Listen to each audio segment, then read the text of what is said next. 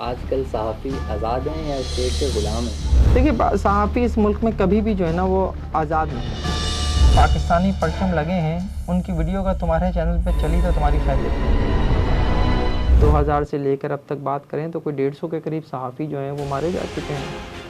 Kidnapping इसके अलावा है, तशद्दुद इसके अलावा है, हरासा करना इसके अलावा है, ज़ख्मी करना इसके अलावा है। सियासी जो मुतालबा है वो अलग कि जनाब महाजिर सूबा होना चाहिए। तो कराची शहर का एक बहुत बड़ा मसला डंपर माफिया, इनकी रोकथाम क्यों नहीं की जा रही? ट्रैफिक पुलिस एहलकार जो कोनों खुदरों में पिकेट लगा के खड़े होते हैं 3-3 4-4, उन्होंने किसी डंपर वाले को रोका हुआ है, किसी वाटर टैंकर वाले को रोका हुआ है, कभी आपको नज़र नहीं आएगा। वो मोटरसाइकिल वाले को रोके हुए होंगे, छोटी कार वाले को रोके होंगे, किसी बड़ी गाड़ी वाले को भी नहीं रोके होंगे। सिर्फ बातें हैं, सिर्फ दावे हैं, होता कुछ नहीं है। इस शहर में लोग मर रहे हैं, 400 से ज़ायद लोग हैवी ट्रैफिक के नीचे आके मारे जा चुके हैं। क्या हुआ था वो, या वो सिर्फ सियासी जंग थी दो पार्टियों के दरमियान, या सोची समझी साजिश थी? मैंने पहले कहा कि प्रेशर जो है रियासती भी होता है, गैर रियासती भी होता है। एनपी के झंडे भी नज़र आ रहे थे, पीपल्स पार्टी के झंडे भी नज़र आ रहे थे और एमकेएम के झंडे भी नज़र आ रहे थे। तो अब जो एमकेएम के ख़िलाफ़ ऑपरेशन किया गया था हालिया दिनों में, कुछ साल पहले कबल, जिसमें एमकेएम को बिल्कुल बुरी तरीके से तोड़ दिया गया, तो उन सियासी जमातों के खिलाफ कब होंगे ऑपरेशन? कानून पैसे का ग़ुलाम या इंसाफ का? पैसे का ग़ुलामी नज़र आता है पाकिस्तान में। कराची की तबाही आप किसको समझते हैं, कौन जिम्मेदार है, पीपल्स पार्टी या एमकेएम? सिंध गवर्नमेंट सिर्फ करप्शन करती है या काम भी करती है? सिर्फ करप्शन। कराची तरक्की करेगा तो सिंध तरक्की करेगा, सिंध तरक्की करेगा तो ये मुल्क तरक्की करेगा। बग़ैर किसी ठेके के चोरी की जा रही होती है, बग़ैर किसी को बताए चोरी की जा रही होती है, हुकूमत की नाक के नीचे ये चोरी हो रही होती है।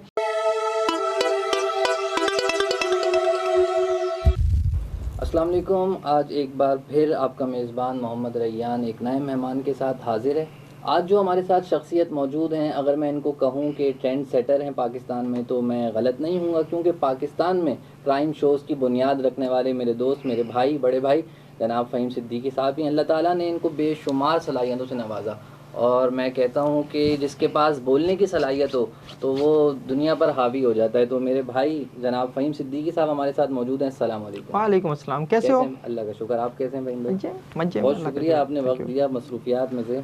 Always welcome. पहले तो एक सवाल मेरा है कि आपने एक पॉडकास्ट में कहा था कि आप हादसाती तौर पे सहाफ़ी बन गए। तो हादसाती तौर पे क्या मतलब, आपको शौक़ नहीं है या आप कुछ और बनना चाहते थे? देखिए, जिस वक्त मैं सहाफ़त में आया ना, उस वक्त जो है कोई ऐसा इरादा नहीं था। कॉलेज लाइफ में मैगज़ीन के लिए लिखना सहाफ़त नहीं है मेरे ख़्याल में।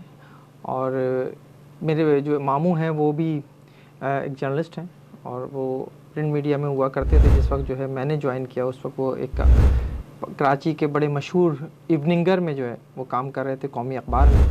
और उन्होंने जो है एक दिन मुझे जो है वो ला के बिठा दिया था सिर्फ काम सीखने के लिए, कि फ़ारिग ना रहें, कुछ ना कुछ जो है वो सीखते रहें। तो वहाँ आने के बाद जो है बेसिकली जो है वो मैंने काम सीखना शुरू किया, अखबार का जो दफ्तर होता है उसका माहौल समझना शुरू किया। और वहाँ बैठे बैठे वो जो आपने कॉलेज लाइफ में मैगज़ीन के लिए लिखा था, उसका जो एक वो यूँ समझ लीजिए कि उसमें इजाफ़ा होता चला गया, उस शौक़ में, या वो निखरता चला गया। और फिर मेरी उस वक्त उम्र जो है वो बहुत कम थी। मैं उस वक्त सिर्फ 19 साल का था जिस वक्त मैं जो हूँ अखबार के दफ्तर में जाके बैठना शुरू हुआ था मामू के पास। तो वहाँ बैठकर फिर ये शौक़ जो है वो परवान चढ़ा, और फिर मैंने इसी शोबे में रहते हुए वो अपना जो है वो तालीमी करियर जो है मुकम्मल किया, इसी शोबे में किया। और जब मैंने मास्टर्स किया तो उसके बाद भी मैं उस वक्त मैं इसी शोबे में था, और मुझे अच्छा खासा वक्त हो चुका था जर्नलिज़्म करते हुए। तो इसलिए मैं जो हूँ ये बात कहता हूँ कि हादसाती सहाफ़ी इरादतन उस वक्त नहीं था कि यार आप, इरादा तो ये उस वक्त तो पढ़ रहा था ना, उस वक्त तो सोचा ही नहीं था बेसिकली। वो एक मामू ने ला के बिठा दिया और हम जो है वो सहाफ़त में आ गए। हो सकता है कि मामू ये ना करते तो मैं किसी और फील्ड में चला जाता, लेकिन ये है कि इसलिए मैं जो इसे कहता हूँ हादसा कोई ऐसा हादसा नहीं हुआ था। बस ये कह लीजिए कि इरादतन मैं नहीं आया था उस वक्त अखबार के दफ्तर में, कि ये सोच कर नहीं आया था कि मैंने इसी को बतौर कैरियर अपनाना है। वो एक होता है ना कि बड़ों की नज़र में कि भाई बच्चे बड़े हो रहे हैं तो इनको कहीं बिज़ी करो, और वो वक्त भी 92 का वक्त था। तो उस वक्त जो है वो ये था कि यार जो बड़ा होता हुआ बच्चा है वो किसी दूसरी तरफ ना निकल तो जाए। बहुत से लोग दुआ करते होंगे कि काश आप साफ़ी नहीं होते जिनकी आपने दुकानें बंद करवाई हैं। नहीं नहीं, ऐसा तो नहीं है। ये बताएगा फ़हीम भाई कि टेलीविज़न में आपने एक अरसा एक पाकिस्तान के नामवर चैनल पे काम किया एज अ ब्यूरो चीफ, वो भी, तो अब आप सोशल मीडिया पे आ गए हैं, तो क्या फ़र्क देखते हैं दोनों? हाँ देखिए, मैं समझता हूँ कि पाकिस्तान में जिस वक्त मैंने ज्वाइन किया था तो प्रिंट मीडिया उसको एक उसकी एक हाइप थी, और अखबार में लगने वाली हमारी जो भी खबर होती थी उसके ऊपर रिस्पॉन्स आता था। और मैंने कोई 10 साल जो है वो प्रिंट मीडिया में काम अच्छा। किया है। और इस दौरान जो है मैंने कौमी अखबार में काम किया, कौमी से निकल के फिर मैं हुर्रियत चला गया, हुर्रियत से मैं जिसारत आया, जिसारत में रहते हुए मैं ख़बरें और KPI न्यूज़ एजेंसी के लिए भी साथ साथ काम कर रहा था। फिर मैं एक्सप्रेस अखबार चला गया, 4 साल में एक्सप्रेस में रहा, और फिर एक्सप्रेस से जो है मैंने एक तरह से शिफ्ट किया इलेक्ट्रॉनिक मीडिया की तरफ। तो वो जिस वक्त मैं इलेक्ट्रॉनिक मीडिया की तरफ आया था वो वक्त था कि जिस वक्त जो है वो नए नए चैनल्स आ रहे थे, और लोग पाकिस्तान में डिजिटल मीडिया की तो बहुत दूर की बात, टीवी की बात करना भी जो है या उसको समझना भी जो है वो भी नया नया था। तो उस वक्त मैं समझता हूँ कि वो मेरा सही स्टेप था कि मैंने प्रिंट से इलेक्ट्रॉनिक की में कदम रखा, और वक्त ने साबित किया कि वो एक अच्छा फ़ैसला था। जियो आया और जियो आके छा गया। जिस वक्त जियो आया उस वक्त पाकिस्तान में कोई भी और 24 न्यूज़ चैनल नहीं था, 24 आवर्स। ARY और इंडस टीवी हुआ करते थे, लेकिन ये टॉप ऑफ द आवर जो है वो सिर्फ हेडलाइंस दिया करते थे, वो भी 2 मिनट, 2.5 मिनट, 3 मिनट की हेडलाइंस हुआ करती थी। तो 24 आवर्स का कोई न्यूज़ चैनल नहीं था। तो जियो आया और जियो छा गया। उसके बाद अब दुनिया जो है वो एक नई सिमत में जा रही है, और वो है डिजिटल मीडिया। बिल्कुल ऐसा। तो मैं समझता हूँ कि मैंने सही वक्त पे ये फ़ैसला किया है कि अब मैं जिस तरह से प्रिंट से इलेक्ट्रॉनिक में सही वक्त पे गया था, इसी तरह इलेक्ट्रॉनिक से डिजिटल पे मैं सही वक्त पे आ गया हूँ। फ़हीम भाई, हमने हमेशा देखा आपने क्राइम शोज़ ही किए। अब क्राइम शोज़ में ऐसा कोई शो आपको याद पड़ता है जो आपने किसी प्रेशर की वजह से ना कर पाए हो? आपका इरादा हो वो करने का कवर, लेकिन किसी प्रेशर की वजह से आप वो ना कर पाए? नहीं, मेरा नहीं ख्याल कि ऐसा कभी हुआ। प्रेशर ज़रूर है, लेकिन स्टोरीज़ जो हैं वो ऑन एयर गई। जियो में एक चीज़ ये हुआ करती थी कि अगर कोई प्रेशर होता भी था तो उसको उस प्रेशर को हैंडल किया जाता था। और एक बड़ा मशहूर जो है वो एक केस था कि कराची में, जो बल्कि मुल्क भर में ये सिलसिला शुरू हो गया था कि किडनैपिंग फॉर रैंसम के लिए कॉल्स आना, एक्सटॉर्शन के लिए कॉल्स आना, ये बड़ा मामूल हो गया था। और पूरे मुल्क में जब भी इस तरह के वाक़यात होते थे तो उसको जब ट्रैक करने की कोशिश होती थी तो ये पता चलता था कि ये जिस नंबर से कॉल आई है, ये कॉल जो है ये पाकिस्तान के, एक मैं उस शहर का नाम इस वक्त नहीं लेना चाहता, उस शहर के ही लोगों के नाम पर वो सिम्स निकल रही थी। तो ये बड़ी अजीब सी बात थी कि यार एक मखसूस शहर के लोगों के नाम पर सिम है, और जब उन लोगों को ट्रैक किया जाता तो पता चलता कि सिम उनके, वो फ़ोन उनके पास है ही नहीं, सिम उनके पास है ही नहीं। ये एक ऐसा मामला था कि जिसके ऊपर जो है वो काफ़ी इन्वेस्टिगेट करना पड़ा कि मामला है क्या। तो पता ये चला कि मोबाइल फ़ोन कंपनीज़ जो हैं उस दौर में अपना बिज़नेस बढ़ाने के लिए वो ये कर रही होती थी कि अपने फ्रेंचाइज़ और अपने सब फ्रेंचाइजीज़ को जो है वो टारगेट दिया करती थी कि तुमने ये टारगेट पूरा करना है 1 महीने के अंदर। अब उस टारगेट को पूरा करने के लिए वो करते क्या थे? वो करते ये थे कि जी उनके पास कोई शनाख्ती कार्ड की कॉपी कराने आया किसी फ़ोटोस्टेट की दुकान के ऊपर, तो उन्होंने एक कॉपी एक्स्ट्रा करके रख ली। इस तरह इसके अलावा जो है उन्होंने फिर दूसरे तरीके इख्तियार करना शुरू किया कि शनाख्ती कार्ड की कॉपी तो आ गई, लेकिन उस वक्त सिम एक्टिवेट कराने के लिए मदर नेम की ज़रूरत होती थी। तो उसके लिए उन्होंने बाकायदा तौर पर जो है वो जो हमारी वोटर लिस्टें होती हैं उन्हें इस्तेमाल करना शुरू किया। वोटर लिस्ट में होता यह है कि आपका नाम होता है, आपकी वल्दियत होती है, आपका शनाख्ती कार्ड नंबर होता है, ये तो मौजूद, और आपका वोटर नंबर, मोहल्ला नंबर वगैरह होता है। तो अब वालदा का नाम कहाँ से लें? तो वही वोटर लिस्ट जो ख़वातीन की होती थी, जो नाम मेरी वल्दियत में आ रहा है, ख़वातीन की वोटर लिस्ट में वो नाम जिसकी ज़ोजियत में आ रहा है वो मेरी वालदा है। वहाँ से वो सिम जो है वो एक्टिव कर रहे थे। तो ये सारा कुछ जो है वो बेसिकली मोबाइल फ़ोन कंपनीज़ के प्रेशर में ये जुर्म किया जा रहा था। और जब ये सिम एक्टिव हो जाती थी, फ्रेंचाइजी सब फ्रेंचाइजी जब ये सिम एक्टिव कर लेते थे तो ये सिम जो है वो इधर उधर बेच दी जाती थी, और ये जाके निकलती थी, हाथ लगती थी क्रिमिनल्स के। और वो क्रिमिनल जो हैं वो मुल्क के मुख्तलिफ़ हिस्सों में बैठकर जो है वो मुख्तलिफ़ किस्म के क्राइम्स कर रहे थे। तो जब ये स्टोरी मैंने की और मैंने अपने प्रोग्राम में बाकायदा तौर पर सिम एक्टिव करके दिखाई कि सिम एक्टिव करना कितना आसान हो गया है, तो उस वक्त जो है हम, और इसका जब प्रोमो चला प्रोग्राम ऑन एयर होने से पहले, तो मोबाइल फ़ोन कंपनीज़ की तरफ से बहुत प्रेशर आया कि जी ये प्रोग्राम नहीं चलना चाहिए, ये प्रोग्राम नहीं चलना चाहिए। ज़ाहिर है वो एक्सपोज हो रहे थे इसमें। तो उस वक्त जो है फिर मेरे ऊपर जब प्रेशर आया मेरे ऊपर भी कि भाई ये प्रोग्राम क्यों है, क्या मसला है। मैंने कहा देखें, अगर आज हमने ये प्रोग्राम नहीं चलाया, सारे मालिकान की तरफ से प्रेशर था। और तो मैंने उस वक्त एक बात कही थी कि कल अगर आपके बेटे को किसी ने किडनैप कर लिया और उसके लिए रैंसम की कॉल ऐसे ही किसी नंबर से आई और ट्रेस करते हुए जाके पता चला कि जनाब ये सिम तो किसी एक शहरी के नाम है और उसका कोई ताल्लुक़ नहीं है आपके बेटे के किडनैपिंग से, तो फिर क्या होगा, हम कहाँ खड़े होंगे? क्या हमें सोसाइटी को इसी तरह छोड़ देना चाहिए? ये एक ऐसी बात थी कि जिसके ऊपर जो है वो फिर डिसीजन लिया गया कि ये प्रोग्राम ऑन एयर होना चाहिए, और वो प्रोग्राम ऑन एयर हुआ। तो बताने का मकसद ये कि प्रेशर आते थे और हम उन्हें हैंडल करते थे। सही। फ़हीम भाई ये बताएगा कि आपकी नज़र में आजकल सहाफ़ी आज़ाद हैं या स्टेट के ग़ुलाम हैं? देखें, गैर सियासी इदारे के ग़ुलाम हैं, ये कह लगी। देखिए, सहाफ़ी इस मुल्क में कभी भी जो है ना वो आज़ाद नहीं रहा। इस मुल्क में हमेशा से जो है वो सहाफ़त के ऊपर एक प्रेशर रहा है, और ये प्रेशर जो है वो रियासती इदारों की जानिब से भी होता है और गैर रियासती इदारों की जानिब से भी होता है। अब आप कहेंगे रियासती इदारे तो चलें ठीक है, गैर रियासती इदारे कैसे जो है वो प्रेशर डालते हैं? तो इसके लिए मैं आपको एक मिसाल देता हूँ बलूचिस्तान की।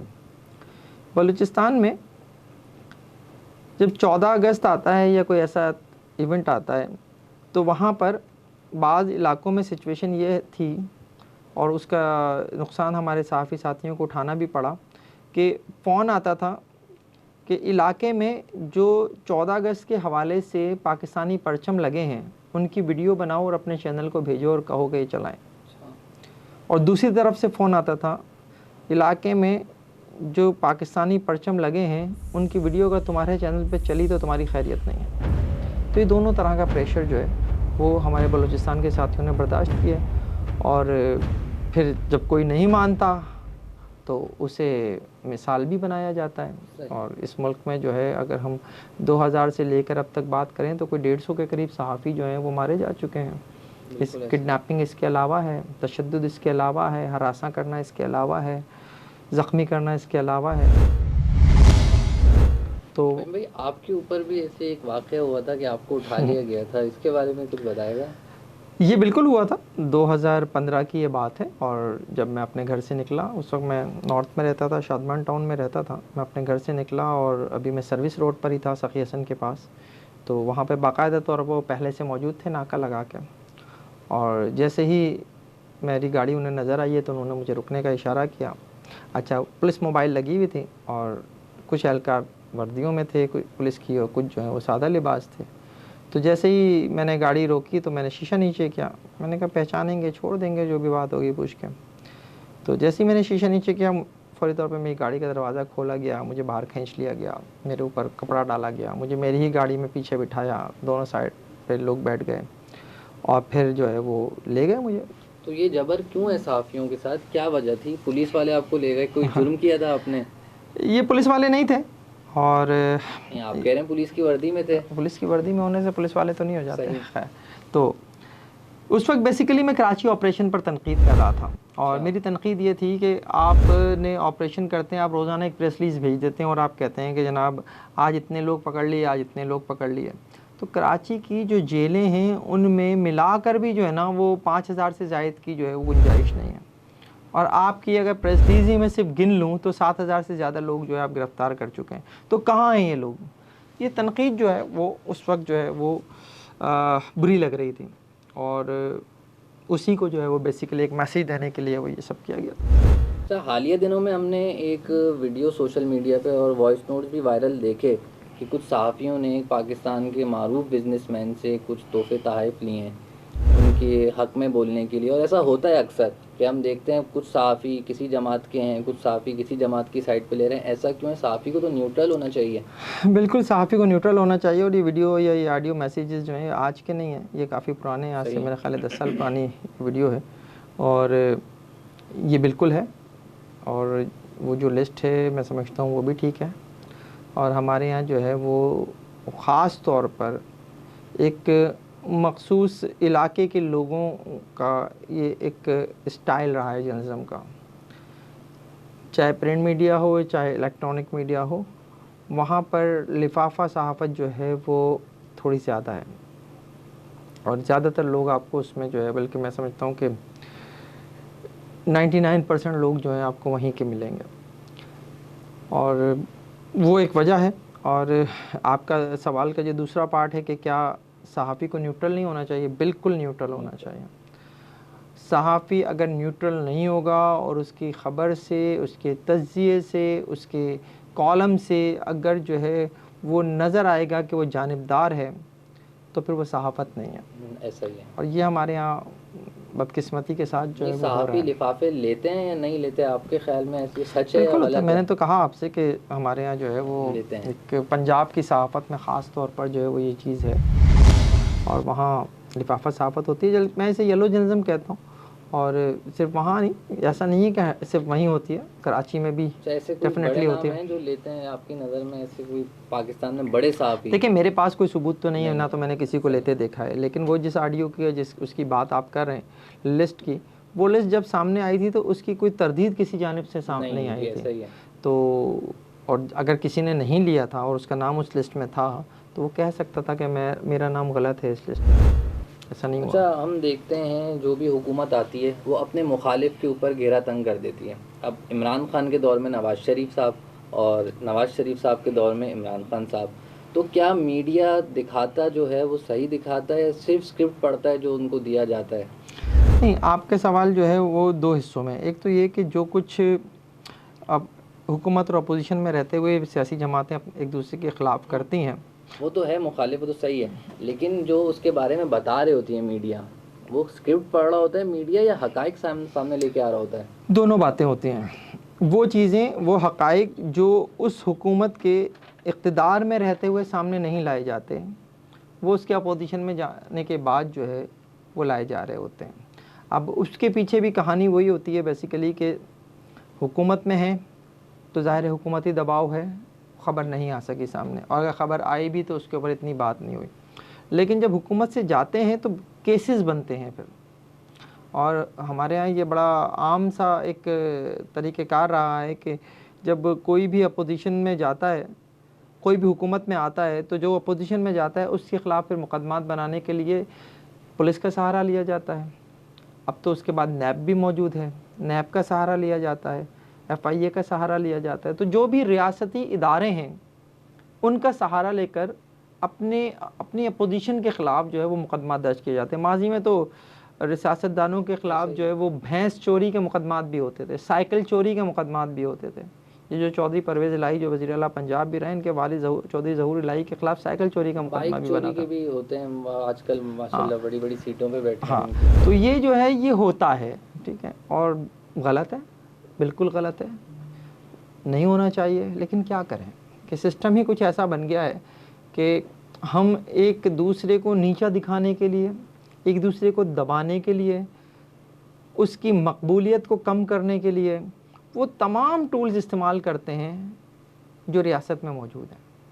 चाहे वो मीडिया हो, चाहे वो पुलिस हो, चाहे वो नैब हो, चाहे वो FIA हो, कोई भी हो टूल हम इस्तेमाल करते हैं। मुदाखलत किसकी है टेलीविजन में? कौन स्क्रिप्ट देता है? किसका दिया हुआ पढ़ रहे होते हैं? मेरा नहीं ख्याल कि स्क्रिप्ट देता है, स्क्रिप्ट तो नहीं आता। इतना ज़रूर होता है कि ख़बर अगर कोई जा रही है तो उस ख़बर को ट्विस्ट करने के लिए ज़रूर होता है कि ख़बर को कम कर दें, उसकी फ्रीक्वेंसी कम कर दें, और ये होता है कि ख़बर का स्टाइल चेंज कर दें। इस तरह का ज़रूर थोड़ा बहुत दबाव आता है।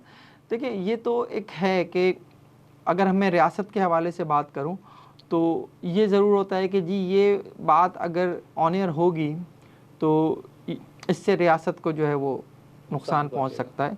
तो वहाँ तो बात समझ में आती है, और ज़ाहिर है बतौर सहाफ़ी भी जो है हमें ख़ुद भी इस बात का ख्याल होता है और हम रखते भी हैं इस बात का ख्याल। लेकिन जब बात इससे आगे बढ़ती है तो फिर वहाँ थोड़ा सा रेजिस्ट हम भी करते हैं और कहते हैं कि भाई ठीक है, आपने कह दिया, अब हमें करने दीजिए।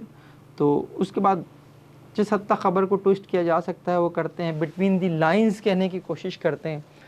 और ये आज की बात नहीं है, ये हमेशा से होता आया है इस मुल्क में। सहाफ़ी पे दबाव, सहाफ़त पर दबाव हमेशा रहा है। अगर मैं ज़िया दौर की बात करूं तो हमारे सीनियर्स बताते हैं कि ज़िया दौर में तो सेंसरशिप इस लेवल की थी कि अखबार जब तैयार हो जाता था पूरा, तो उस वक्त वो पेस्टिंग होती थी, ख़बरें जो हैं वो पेस्ट की जाती थी। ये 4 कलम लगेगी, ये लीड लगेगी, ये 4 कलम लगेगी, ये 3 कलम, ये 2 कलम, ये सिंगल कलम। वो जब अखबार तैयार हो जाता था तो वो अखबार जो है वो बाकायदा तौर पर जो है वो इंफॉर्मेशन डिपार्टमेंट जाता था, जहाँ एक मेजर लेवल का ऑफिसर बैठकर उस अखबार को पढ़ता था, देखता था। तमाम अखबारात की बात कर रहा हूँ मैं। और उसको जो ख़बर जो है समझ में नहीं आती थी और समझता था कि ये जो है वो रियासत के ख़िलाफ़ जा रही है, या इससे जो है वो आवाम में जो है वो कोई हुकूमत के ख़िलाफ़ कोई गम, गुस्सा, इश्तियाल आ सकता है, तो उस ख़बर को निकाल देता था। तो उस वक्त के जो न्यूज़ एडिटर होते थे वो अपने साथ 2-3 ख़बरें, 4 ख़बरें साथ लेकर जाते थे कि वो जब वहाँ से कोई ख़बर निकालेगा तो वहाँ कोई दूसरी ख़बर लगाई जा सके। लेकिन बाद में हमारे सीनियर्स ने सोचा कि इस तरह से सेंसरशिप का जो एक है हमारे ऊपर, जो सेंसरशिप हमारे ऊपर है इस वक्त, उसका मैसेज आवाम तक नहीं जाएगा। तो उन्होंने ख़बरें साथ ले जाना छोड़ दी। अब मेजर साहब जहाँ से ख़बर उतारते थे वो अखबार ऐसे ही प्रेस में भेज दिया जाता था छपने के लिए, ताकि अगले दिन लोगों को पता चले कि यहाँ कोई ख़बर थी जो अब नहीं है। तो ये एक तरह का बेसिकली लोगों को मैसेज गया कि सेंसरशिप है। और यही कुछ हम इस दौर में भी कर रहे हैं, पिछले दौर में भी कर रहे थे कि हम बिटवीन दी लाइंस कहने की कोशिश करते हैं। फ़हीम भाई बताएगा, कराची की एक सियासी जमात, उनका ये मौक़िफ़ पहले भी था कि कराची को सूबा बनाया जाए, अब दूसरी जमातों ने भी ताकीद करना शुरू कर दी है इसकी। आपके ख़्याल में क्या है कि कराची अगर नया सूबा बन जाता है तो कराची के मसाइल हल हो जाएंगे या और बिगड़ जाएंगे? देखिए, इस वक्त बात सिर्फ कराची के सूबे की नहीं हो रही, इस वक्त तो मुल्क भर में सूबों की बात हो रही है, शुरू हो गई है। और अच्छी बात है मेरे ख़्याल में कि ये होना चाहिए। इंतज़ामी सतह पर मुख्तलिफ़ यूनिट्स बनने चाहिए, क्योंकि अगर हम बात करें इस मुल्क की आबादी की, तो इस मुल्क की आबादी जो एक वक्त में सिर्फ चंद करोड़ थी, उस वक्त भी इस मुल्क में 4 सूबे थे। आज जो है हम कहने को 22 करोड़ हैं, लेकिन शायद इससे भी ज़्यादा हैं, तो तब भी 4 सूबे हैं। उसकी वजह से जो वसाइल हैं वो कम हैं और मसाइल जो हैं वो बहुत ज़्यादा बढ़ गए हैं। इंतज़ामी कंट्रोल जो है वो अब नज़र नहीं आता, गुड गवर्नेंस नज़र नहीं आती। तो अगर मज़ीद छोटे छोटे यूनिट्स बनेंगे तो उसका फ़ायदा होगा और पूरे मुल्क को होगा। अच्छा, पंजाब का में शायद इसके ऊपर इतनी ज़्यादा रेजिस्टेंस ना आए, शायद बलूचिस्तान में या KPK में इसके ऊपर इतनी ज़्यादा रेजिस्टेंस ना आए, लेकिन सिंध में इसके ऊपर रेजिस्टेंस आ रही है और आएगी। ये जो कहते हैं ना मरसूं मरसूं सिंध ना डेसूं, ये वाला इशू जो है ना, ये बड़ा गलत है मेरे हिसाब से। कराची सिंध एक नहीं 3 सूबों में तकरीबन इसके 3 इंतज़ामी यूनिट होने चाहिए, और इसमें आप एक कराची और हैदराबाद को मिला के एक इंतज़ामी यूनिट बना सकते हैं, एक अपर सिंध बना सकते हैं, एक जो है वो दरमियान में जो सिंध के इलाके बचते हैं आप वहाँ पर मुश्तमिल एक सूबा बना सकते हैं। इसका फ़ायदा सिंध के अवाम को होगा, वो इलाके भी डेवलप होंगे जो दीगर शहरों में, सिंध के दीगर शहर हैं वहाँ पर भी बेसिकली मैं कहना चाहता हूँ तरक्की नज़र आएगी। और जो कराची के ऊपर एक दबाव है सिंध के दीगर शहरों से आने वाले लोगों का, मुल्क के दीगर हिस्सों से आने वाले लोगों का, वो दबाव कम होगा। कराची की तरह फिर लाड़काना डेवलप होगा, कराची की तरह सक्कर डेवलप होगा, डेवलप करना पड़ेगा, ठीक है ना। इसी तरह से सिंध के जो दीगर शहर हैं उनको डेवलप करना पड़ेगा, और वहाँ पे आपको जो है ज़ाहिर है रोज़गार के मौके पैदा करने पड़ेंगे, सब चीज़ें करनी पड़ेंगी। तो कराची पे बेसिकली दबाव कम होगा, और ये होना चाहिए। मैं समझता हूँ कि जितना जल्दी हो जाएगा उतना अच्छा है। सियासी जो मुतालबा है वो अलग कि जनाब महाजिर सूबा होना चाहिए, मैं महाजिर सूबे की बात नहीं करता। मैं कहता हूँ कि आप कराची को हैदराबाद को मिलाकर एक यूनिट बना दें, इंतज़ामी यूनिट बना दें। इसके तहत जो है यहाँ पर जो है वो एक इंतज़ामी हुकूमत जो यहाँ के लोगों की मुकामी है, यहाँ के उनकी हुकूमत होनी चाहिए, उनके हाथ में इक़्तिदार होना चाहिए, इसका फ़ायदा होगा। लेकिन सबसे ज़्यादा रेजिस्टेंस भी यहीं से आएगी। सर, कराची शहर का एक बहुत बड़ा मसला डंपर माफिया, इनकी रोकथाम क्यों नहीं की जा रही? क्योंकि हम देखते हैं डंपर जब दिल चाहता है किसी भी बंदे को उड़ा देता है या मार देता है, लेकिन उसके बाद उनका ही रिएक्शन आता है। जिनको मार दिया उनका रिएक्शन कम, ज़्यादा रिएक्शन जो है वो डंपर माफिया की तरफ से ही आता है। ऐसा क्यों है? देखें, ये आपने खुद इसके साथ लफ्ज़ जो है वो माफिया यूज़ किया है, तो वाकई ये माफिया ही है। और ये डंपर्स जो हैं ये जो शहर की सड़कों पर लोगों को रूंधते फिरते हैं, ये इतने ताकतवर हो चुके हैं कि अब वो ब्लैकमेल करते हैं पुलिस को भी। तो इतने कमज़ोर है हमारे इदारे, इतने बिल्कुल कमज़ोर हैं कि बिल्कुल वो ब्लैकमेल हो रहे हैं। बिल्कुल ऐसा ही, हुकूमत को भी वो करते हैं। और फिर चूंकि किसी हद तक ये सियासी मसला बन जाता है, तो सियासी मसला बनने के बाद जो है वो फिर जो इक़्तिदार में मौजूद सियासी जमात है फिर वो भी उन्हें सपोर्ट करती है। ये हो रहा है। ये जो मैं शहर की इस वक्त सूरत हाल आपको बता रहा हूँ कि शहर में जब हादसात हो रहे हैं तो हादसात के ऊपर आवाज़ अगर आफाक अहमद ने उठाई या MQM ने उठाई, तो ये दोनों जो हैं एक तरह से पीपल्स पार्टी के मुखालिफ हैं। तो पीपल्स पार्टी ने ये नहीं देखा कि इस शहर में जिनके लिए आवाज़ उठाई जा रही है वो भी इस शहर के शहरी हैं, इस मुल्क के शहरी हैं। तो उनकी आवाज़ बनने की बजाय जो है उसने ये देखा कि अच्छा जो आवाज़ उठा रहा है वो हमारा सियासी मुखालिफ, तो वो जो है जाके दूसरी तरफ खड़े हो गए। ये तो एक सियासी पिक्चर है इस सारे मामले की।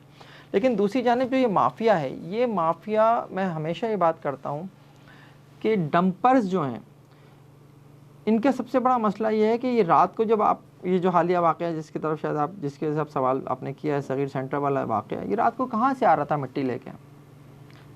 ये चोरी करते हैं कराची की मिट्टी। ये कराची में वो इलाके, कराची की मलीर नदी से मिट्टी उठा के जो है वो ले जाई जा रही होती है, कराची के दीगर इलाकों से, खड्डों से जो है मिट्टी उठाकर जो है वो चोरी की जा रही होती है, और ये तामीराती मकासद के लिए चोरी की जा रही होती है, बग़ैर किसी ठेके के चोरी की जा रही होती है, बग़ैर किसी को बताए चोरी की जा रही होती है, हुकूमत की नाक के नीचे ये चोरी हो रही होती है, और रात को नहायत तेज़ रफ्तारी, बिल्कुल नहायत तेज़ रफ्तारी से जो है वो ये रात को ये कर रहे होते हैं।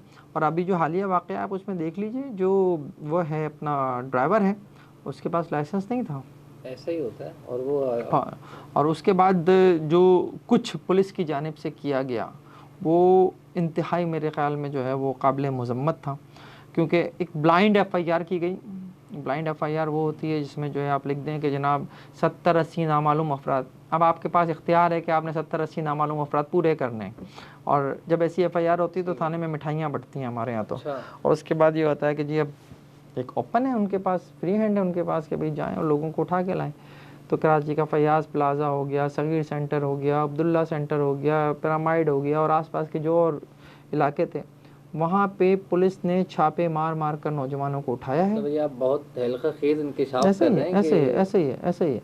और उसके बाद जो है वो एक मंडी लगी हुई थी थानों में। अच्छा, कि अपना बच्चा छुड़ाना है तो पैसे दे दो। बड़ी जिम्मेदारी के साथ आप बिल्कुल बिल्कुल, सब कुछ रिकॉर्ड पे है, कोई ऐसी वो नहीं है। और लोगों ने दिए अपने बच्चे छुड़ाने के लिए। तो मेरे मतलब प्रोग्राम में मिली भगत लग रही है, ऐसा लग रहा है पैसे कमाने के लिए। ऐसे ही होता है, ऐसे ही होता है। मेरे कौन है इसके पीछे आपके ख्याल में? देखिए, पुलिस तो ज़ाहिर है डेफिनेटली जो है पुलिस को तो एक स्पेस मिल जाता है ना जब ऐसी कोई FIR हो जाए, और उसके बाद वो करते हैं अपना पूरा। पीछे हाथ किसका है आपके ख्याल में? कौन करवा रहा है? मतलब ऐसा तो नहीं, डंपर देखिए, डंपर्स माफिया तो डेफिनेटली एक है ना। वाटर टैंकर से हादसा हो जाना, डंपर से हादसा हो जाना, इन सब को कंट्रोल करने का काम जो है वो ट्रैफिक पुलिस का है। लेकिन आप शहर में चलते फिरते आपने कभी देखा कि जनाब ट्रैफिक पुलिस एहलकार जो कोनों खुदरों में पिकेट लगा के खड़े होते हैं 3-3 4-4, उन्होंने किसी डंपर वाले को रोका हुआ है, किसी वाटर टैंकर वाले को रोका हुआ है? कभी आपको नज़र नहीं आएगा। वो मोटरसाइकिल वाले को रोके हुए होंगे, छोटी कार वाले को रोके होंगे, किसी बड़ी गाड़ी वाले को भी नहीं रोके होंगे, और उसके बाद वो उससे अपनी पैदा कर रहे होंगे। तो बेसिकली जिसने काम करना है वो नहीं करते। मेरे ही यही प्रोग्राम में जब DIG ट्रैफिक आए थे फिर मोहम्मद शाह, और उनसे इस मौजू पे बात हुई थी, तो उन्होंने कहा था कि हम बहुत सारे स्टेप्स ले रहे हैं इस मामले के ऊपर। उसमें से उन्होंने कहा कि हमने ये कहा है वाटर टैंकर्स को कि वाटर टैंकर के अंदर और जो ख़ास ऑयल टैंकर्स हैं उनमें कंपार्टमेंट्स होने चाहिए। और वो उस वाक़े को कोट कर रहे थे जो मलीर में हुआ था, जब एक वाटर टैंकर की टक्कर से एक मोटरसाइकिल पर सवार मियाँ बीवी जो है वो हलाक हुए थे, और ख़ातून जो हैं वो प्रेग्नेंट थीं, और इस हादसे के बाद उन्होंने रोड पर ही, सड़क पर ही जो है वो बच्चे को जन्म दिया था, और वो बच्चा भी जो है वो उसकी भी डेथ हो गई थी ऑन स्पॉट। तो वो ये बताना चाह रहे थे कि वो वाटर टैंकर जब हमने उसका मुआयना किया तो उसने ये कहा कि जनाब मेरे ब्रेक नहीं लगे, ड्राइवर ने कहा। लेकिन जब हमने वाटर टैंकर को चेक किया तो उसके ब्रेक ठीक थे। हुआ क्या बेसिकली कि वाटर टैंकर जो था उसमें कंपार्टमेंट्स नहीं थे दरमियान में। अब होता क्या है, कंपार्टमेंट्स की ज़रूरत क्यों होती है कि अगर वो ब्रेक लेगा तो जो कंपार्टमेंट, जो अगर पूरा उसमें एक कोई भी कंपार्टमेंट नहीं है तो पानी या तेल जो भी उसमें है वो एक उसका भी प्रेशर होता है, वो आता है और वो ब्रेक लगने नहीं देता और वो आगे निकल जाता है। और यही इस वाक़े में हुआ कि ड्राइवर ने ब्रेक लिए भी, लेकिन चूंकि पानी का भी एक प्रेशर था, उस पानी के प्रेशर ने वाटर टैंकर को रुकने नहीं दिया और वो मोटरसाइकिल के ऊपर चढ़ गया। तो डीआईजी ट्रैफिक साहब का ये कहना था कि मोहम्मद शाह साहब का कि हमने पाबंद किया है कि टैंकर्स के दरमियान कंपार्टमेंट्स होने चाहिए। इस वाटर टैंकर में जिसकी मैं बात कर रहा हूँ कंपार्टमेंट नहीं थे, लेकिन आज तक वाटर टैंकर्स में कंपार्टमेंट्स नहीं बने हैं। इसी तरह से उन्होंने कहा कि जो ये डंपर्स हैं या वाटर टैंकर्स हैं, इनकी साइड्स में वॉल्स होनी चाहिए, और ये इसलिए होनी चाहिए कि जब ये वो चल रहे होते हैं और इनके बराबर में मोटरसाइकिल सवार आ जाता है तो ये मोटरसाइकिल को सक कर लेते हैं। तो यहाँ पर ऐसी वॉल्स होनी चाहिए, और दुनिया भर में होती भी हैं, और आपने देखा भी होगा, अब तो खैर दुनिया भर में जो बसेस और ट्रक्स हैं उनकी जो ड्राइविंग सीट्स हैं वो नीचे आ गई हैं बहुत, वो बिल्कुल सामने सड़क के सामने होती हैं अभी। लेकिन हमारे यहाँ जो है उनका कैबिन जो है वो बहुत ऊपर होता है, तो उनके पास ब्लाइंड स्पॉट्स जो हैं वो बहुत ज़्यादा होते हैं, उन्हें पता ही नहीं चलता कि इधर कौन है, करीब कौन है, इस एंगल पे कौन है। तो इसलिए जो ये था कि जनाब ये वॉल्स जो हैं ये लगेंगी, लेकिन आप मुझे बता दें कि आज आपको वाटर टैंकर्स में या डंपर्स में जो अभी तक वो नहीं लगे। उन्होंने कहा था कि जी हमने पाबंद किया है कि कैमराज लगेंगे, जो कैबिन है ड्राइविंग कैबिन उसमें भी कैमरा लगेगा, ताकि हम ये देख सकें कि ड्राइवर जो है वो गुनूदगी के आलम में तो नहीं है, उसकी एज क्या है, और ये जो कैमराज होंगे इनकी मॉनिटरिंग हमारे पास भी होगी। इसके साथ साथ जो है वो साइडों में भी कैमराज लगाना ज़रूरी होगा, लेकिन कुछ नहीं हुआ। सिर्फ बातें हैं, सिर्फ दावे हैं, होता कुछ नहीं है। इस शहर में लोग मर रहे हैं, 400 से ज़ायद लोग हैवी ट्रैफिक के नीचे आके मारे जा चुके हैं, और कोई उसके ऊपर अगर आवाज़ उठती है या कोई रिएक्शन आता है तो उनके खिलाफ तो कार्रवाई हो जाती है, उन माफिया के खिलाफ नहीं होती। फ़हीम भाई बताएगा, 12 मई 2007 कराची की तारीख का भयानक तरीन दिन, अगर कहें तो मैं भी गलत नहीं होऊंगा, और आप भी उस टाइम शायद रिपोर्टिंग ही कर रहे थे, सर मौजूद थे। तो क्या हुआ था वो, या वो सिर्फ सियासी जंग थी दो पार्टियों के दरमियान, या सोची समझी साजिश थी? आपके ख्याल में क्या है? देखिए, दो पार्टियां तो नहीं थी, वो बेसिकली जो है वो मुशर्रफ और जो उस वक्त के चीफ़ जस्टिस थे जिन्हें उन्होंने माज़ूल कर दिया था, चौधरी इफ्तिखार, वो बेसिकली उनकी लड़ाई थी, जिसमें जो है उनके साथ इफ्तिखार चौधरी के साथ जो है वो वकला खड़े हो गए थे और एक वकला तहरीक शुरू हो गई थी। दूसरी तरफ मुशर्रफ साहब थे, और मुशर्रफ साहब की अलाई जमात जो है वो MQM थी। तो इफ्तिखार चौधरी जो हैं वो कराची आना चाहते थे। कराची में वकला ने उन्हें एक बार से खिताब के लिए बुलाया था, और मुशर्रफ साहब नहीं चाहते थे कि ये वकला तहरीक आगे बढ़े, और उन्होंने जो है वो MQM से कहा कि ये नहीं होना चाहिए खिताब जो है। तो MQM ने बेसिकली उसको प्लान किया, और उसने एयरपोर्ट से निकलने के तमाम रास्ते जो हैं वो बंद कर दिए, और जो अपोजिशन पार्टीज़ थी उस वक्त, जिसमें पीपल्स पार्टी भी थी, मुस्लिम लीग भी थी, ANP भी थी, इन्होंने इफ्तिखार चौधरी के इस्तकबाल के लिए एयरपोर्ट जाना था, रास्ते बंद थे, रास्तों के ऊपर MQM थी। MQM ने ज़ाहिर है उसके ऊपर रिएक्ट किया, और दोनों जो हैं ये तमाम लोग जो हैं वो एक दूसरे के आमने सामने आ गए थे। ये तो कानून नाफिज करने वाले इदारे कहाँ थे उस टाइम पे? आप थानों में थे, थानों के दरवाजे बंद थे, तो मतलब जितनी पुलिस बाहर। प्लानिंग थी क्या पूरी एक? देखिए, इस हवाले से जो वसीम अख्तर के ख़िलाफ़, जो उस वक्त वसीम अख्तर जो हैं वो मुशीर दाखिला थे, और उस वक्त जो कुछ हुआ उसका MQM को शदीद नुकसान हुआ। मैं समझता हूँ कि MQM जो 2007 में ये 12 मई हुआ था, MQM 1988-87 में चली गई थी, इतना पीछे मेरा ख्याल है MQM उस वक्त चली गई थी, इतना नुकसान हुआ था MQM को। लेकिन उस वक्त उसके बावजूद जो है, चूँकि मुशर्रफ इक़्तिदार में थे और MQM उनकी अलाई जमात थी, तो उस वक्त मुकदमात ज़रूर बने, लेकिन उसके ऊपर उन मुकदमात पे कुछ हो नहीं सका। फिर जब MQM के ऊपर ज़वाल आया और MQM जो है वो प्यारी नहीं रही, तो उसके बाद जो है जो वसीम अख्तर को भी मुख्तलिफ़ केसेस में नॉमिनेट किया गया। वसीम अख्तर के ख़िलाफ़ जो है चालान अदालतों में जब पेश किए गए, तो एक चालान में पढ़ रहा था हालिया दिनों में, तो उस चालान में ये लिखा हुआ था कि वसीम अख्तर ने जो है वो कहा पुलिस हुकाम को कि पुलिस जो है उस दिन 12 मई को यानी गैर मुसल्लह होनी चाहिए। अच्छा। तो अब ये वसीम अख्तर ने कहा नहीं कहा, इसका कोई ज़ाहिर है सबूत जो है वो पुलिस अगर है पुलिस के पास तो अदालतों में पेश करे। लेकिन उस दिन जो है वो जो थोड़ी देर के लिए ही सही, अगर डिग रोड के मुकाम पर मुझे पुलिस नज़र आई थी फायरिंग शुरू होने से पहले, तो पुलिस के हाथों में जो है वो स्टिक्स थी। अच्छा। असला नहीं था। और जब फायरिंग हुई शुरू, तो उसके बाद पुलिस जो है वो शाह फैसल थाने में जाकर उन्होंने अंदर से दरवाजे बंद कर लिए थे। नहीं तो आप क्या समझते हैं कि प्लानिंग नहीं हुई ना, इसका मतलब तो ये पूरी सोची समझी साजिश थी। साजिश तो इसे प्लानिंग ज़रूर थी, साजिश तो क्या कहेंगे हम इसे, प्लानिंग ज़रूर थी। और प्लानिंग में यही था बेसिकली कि इफ्तिखार चौधरी को एयरपोर्ट से बाहर नहीं आने देना है, उन्हें खिताब नहीं करने देना। देखे थे 3 सियासी जमातों के झंडे, एएनपी के झंडे भी नज़र आ रहे थे, पीपल्स पार्टी के झंडे भी नज़र आ रहे थे और एमकेएम के झंडे भी नज़र आ रहे थे। तो अब जो एमकेएम के ख़िलाफ़ ऑपरेशन किया गया था हालिया दिनों में, कुछ साल पहले कबल, इसमें एमकेएम को बिल्कुल बुरी तरीके से तोड़ दिया गया, तो उन सियासी जमातों के खिलाफ कब होंगे ऑपरेशन? देखिए तो हमारे लोग, देखिए अगर उस दिन का हम ऑफिशियल रिकॉर्ड उठाकर देखें तो अगर कोई 50 लोग इस शहर में उस दिन फायरिंग से मारे गए, तो उसमें एमकेएम के कारकुनों की तादाद ज़्यादा है। ठीक है, और इसका मतलब है वो भी किसी की गोली का निशाना बने। अच्छा, दूसरी जानिब जो है वो एएनपी के भी लोग हैं, वकला भी हैं, पीपल्स पार्टी के लोग भी हैं।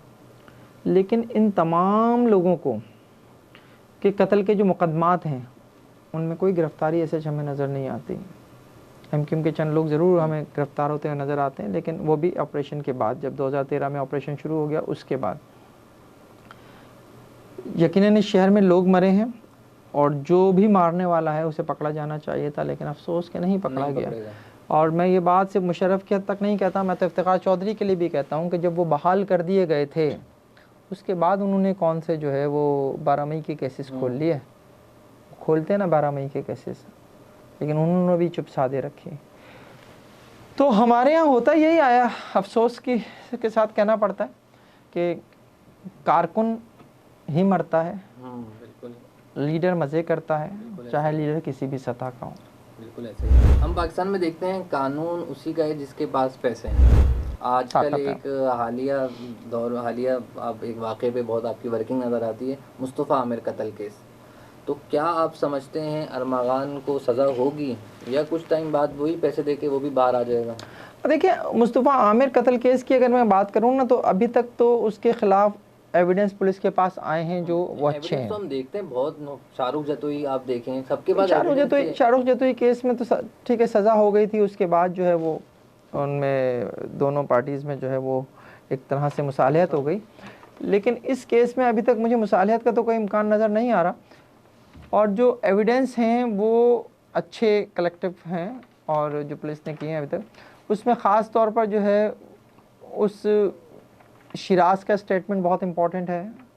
फिर दुरेजी से कार का मिलना, कार से लाश का मिलना, जो कराची से निकलते हुए जो रेंजर्स की चेक पोस्ट पर बनने वाली उसकी वीडियो है वो, जो वापसी में सुजुकी में आते हुए वीडियो है वो, जिन लोगों से वो अरमगान और शिराज जो हैं जिनसे हब में या दुरेजी में मिले उनके बयानात, फिर वो वीडियोस जिसमें जो है वो अरमगान के मुलाजिम जो हैं वो खून साफ़ कर रहे हैं। तो बहुत सारे एविडेंस अब तक जो है मुस्तफ़ा आमिर कत्ल केस में आ चुके हैं। फिर अभी फॉरेंसिक जो हुआ, उस फॉरेंसिक में जो अरमगान की जानिब से कॉल की गई थी मामले को एक टर्न देने के लिए कि किडनैपिंग फॉर रैंसम का मामला है, उसने तावान के लिए जो मुस्तफ़ा आमिर की वालदा वजीहा आमिर को कॉल की थी, उस कॉल का साबित हो जाना कि वो की है अरमगान की जानिब से की गई थी। तो ये चीज़ें इतनी तो हैं मेरा ख़्याल में कि अब जो है वो सज़ा हो सकती है अरमगान को इंशाअल्लाह। अब उसके बाद जो है वो आला अदालतों में क्या होता है ये अब आगे की बात है। हमने देखा यही है कि बहुत सारे केसेस में मातहत अदालतों से सज़ाएं हो जाती हैं, लेकिन आला अदालतों में जो है वो केसेस को इस तरह से प्लीड किया जाता है कि वहाँ से बरी हो जाते हैं मुलजिमान। और हमारी पुलिस की भी कोशिश ये होती है कि वो जब कन्वेक्शन करा लें अगर माहते अदालत से, तो वो समझते हैं कि यही बस हमारी कामयाबी है कि हमने सज़ा करा ली माहते अदालत से। वो आला अदालतों में केसेस को उस तरह से नहीं चलाते, सरकार नहीं उसको पैरवी करती जिस तरह से की जानी चाहिए, और सज़ा जो है वो बरकरार रहे। सही। तो फ़हीम भाई, हमारा ये एक आपने बड़े अच्छे सवालों के जवाब दिए। तो एक हमारा सेगमेंट है, आपने वन वर्ड आंसर देना है। मैं आपसे पूछूंगा, आपने सिर्फ एक जवाब देना है। मीडिया सच या झूठ? दरमियान। एक बता देना। दरमियान। दरमियान। तो सच भी बोलता है, झूठ भी बोलता है। झूठ किसके कहने पे बोलता है? झूठ किसी के कहने पे नहीं बोलता, प्रेशर में बोलता है। प्रेशर? किसका प्रेशर? वही सवाल। प्रेशर एक मैंने पहले कहा कि प्रेशर जो है वो रियासती भी होता है, गैर रियासती भी होता है। मैं वही पूछ रहा हूँ, सिर्फ मालिकान का, गैर सियासी इदारों का भी प्रेशर होता है? देखिए, मालिकान पे जो दबाव आता है वो रियासत से भी आता है और गैर रियासत की जानिब से। गैर रियासती अनासर, जैसे मैंने पहले बात की थी कि जैसे बलूचिस्तान में जो है वो तंजीमें जो रियासत के ख़िलाफ़ काम कर रही हैं, जिसमें BLA है या और दीगर जमातें हैं, ये गैर रियासती अनासर हैं। एक वक्त में तालिबान जो है वो ये सब कुछ किया करते थे, उनकी तरफ से बहुत ज़्यादा प्रेशर होता था। सियासी इदारों की मुदाखलत होनी चाहिए, नहीं होनी चाहिए? बिल्कुल नहीं होनी चाहिए, किसी की भी नहीं होनी चाहिए। गैर रियासती क्या, रियासती और गैर रियासती दोनों इदारों की मुदाखलत नहीं होनी चाहिए। हालिया इलेक्शन आपके ख्याल में मजाक या सच? मजाक। कानून पैसे का गुलाम या इंसाफ का? पैसे का गुलामी नज़र आता है पाकिस्तान में। कराची की तबाही आप किसको समझते हैं, कौन जिम्मेदार है, पीपल्स पार्टी या MQM? दोनों का बराबर का हिस्सा है। दोनों का बराबर का हिस्सा है। आज़ादी सहाफ़त असल या नाटक? असल है, होनी चाहिए। पुलिस आवाम की है या सियासतदानों की? सियासतदानों की। सियासतदानों की। MQM मजलूम है या जुल्म करने वाली? दोनों। दोनों। एक वक्त में, हालिया वक्त में तो जाहिर है वो मजलूम है, और अगर उसको इस तरह से हम देखें कि इतने टुकड़ों में बट चुकी है कि अब तो उनकी मजलूमियत पे भी जो है वो रोना आता है। अच्छा, ये एक सवाल है, फौज मुल्क बचाती है या मुल्क चलाती है? दोनों। दोनों। चला के बचा रहे हैं उनके मुताबिक। सिंध गवर्नमेंट सिर्फ करप्शन करती है या काम भी करती है? सिर्फ करप्शन। मेयर कराची मजाक या काम करने वाला? मेरा ख्याल है कि वो उसमें है, वो कर सकता है। लेकिन कपिल शर्मा शो चल रहा है। लेकिन मसला ये, उसको टीम नहीं है उसके पास, और उसके पास उस तरह से इख्तियारात नहीं है। वो सिर्फ कराची का एक चेहरे के तौर पर, कराची का एक चेहरा, कभी मुर्तज़ा बाब कराची से ताल्लुक़ रखता है, उसको लाके मेयर बना दिया गया है।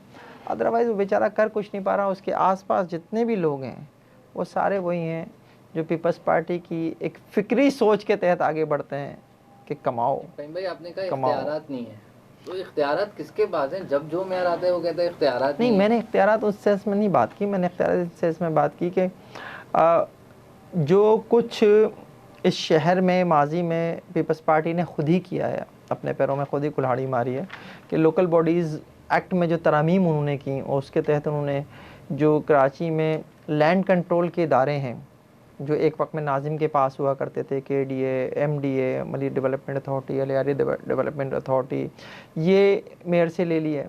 सिंध सॉलिड वेस्ट मैनेजमेंट ये मेयर से ले लिया। Karachi water board Karachi water corporation mayor से ले लिया।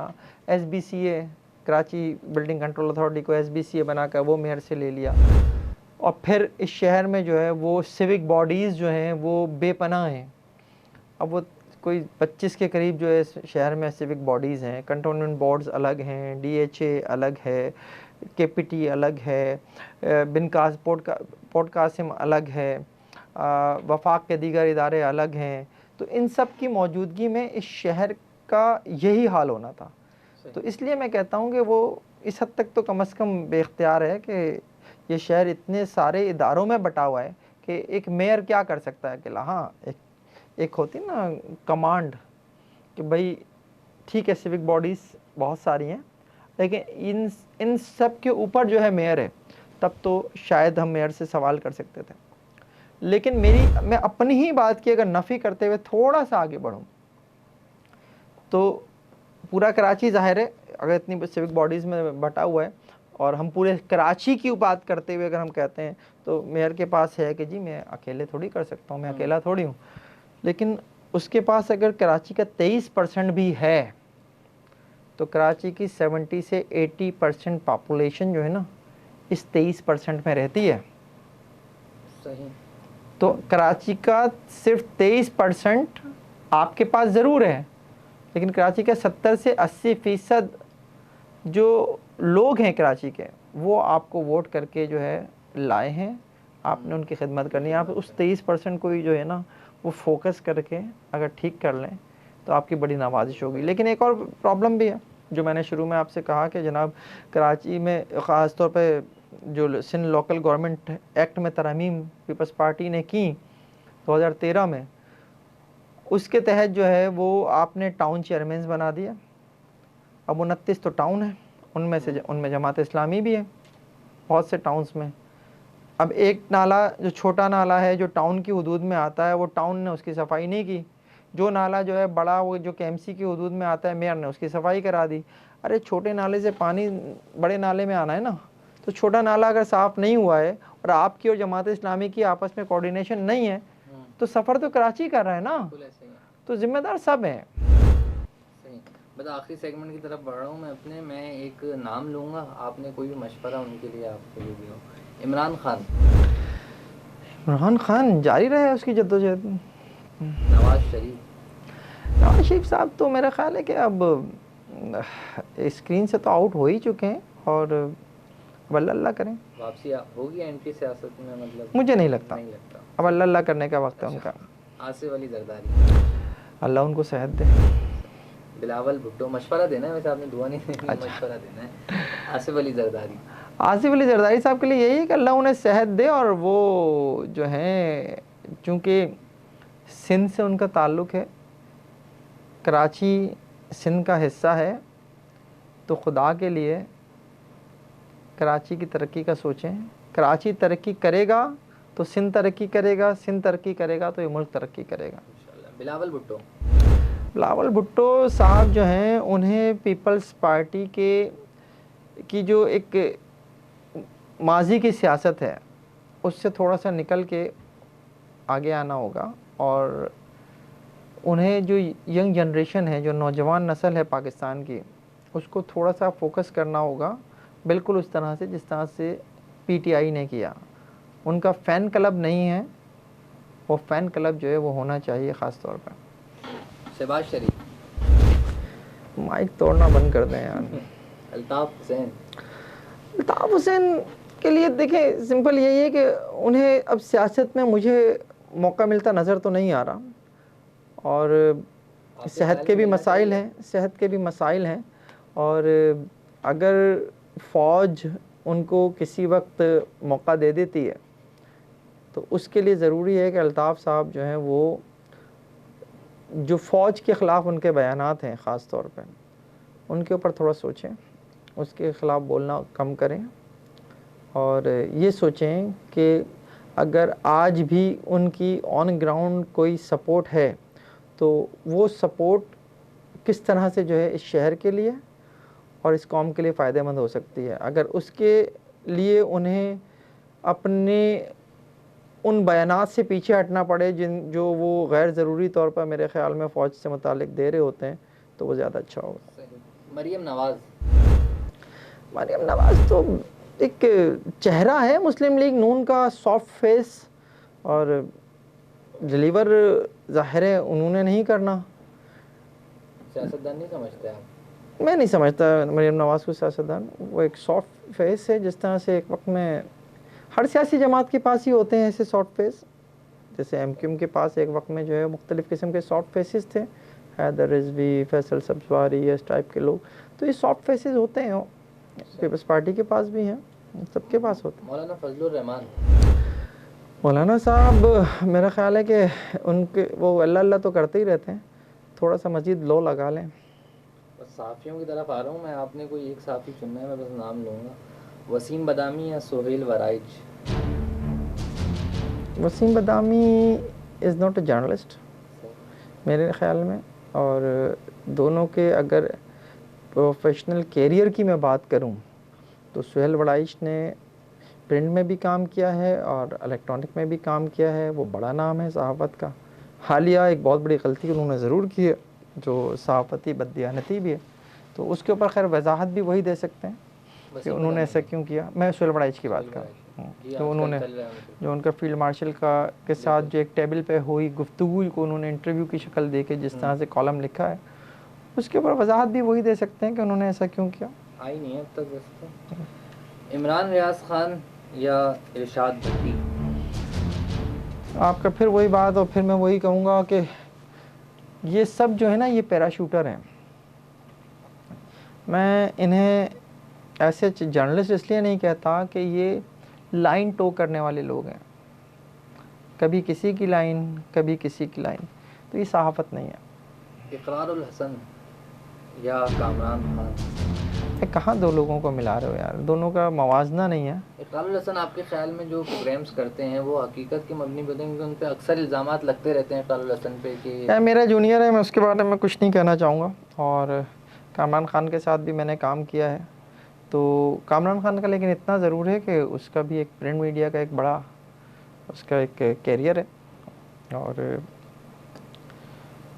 करते हैं वो अपने हिस्से का काम, वो कर रहे हैं। मुबश्शिर लुकमान या हामिद मीर? क्या हो गया यार, किसका मुकाबला कर रहे हो, किससे? हामिद मीर। हामिद मीर। मुबश्शिर लुकमान को लिए कोई मशवरा? लिफाफा वापस कर दें मलिक रियाज का। बहुत शुक्रिया फ़हीम भाई, आपने वक्त दिया। वेलकम। बहुत अच्छी गुफ्तगू रही। हम अपने मेज़बान मोहम्मद रैयान को इजाज़त दीजिए। इंशाअल्लाह एक नए मेहमान के साथ एक बार फिर मुलाकात होगी। अस्सलामु अलैकुम व रहमतुल्लाह।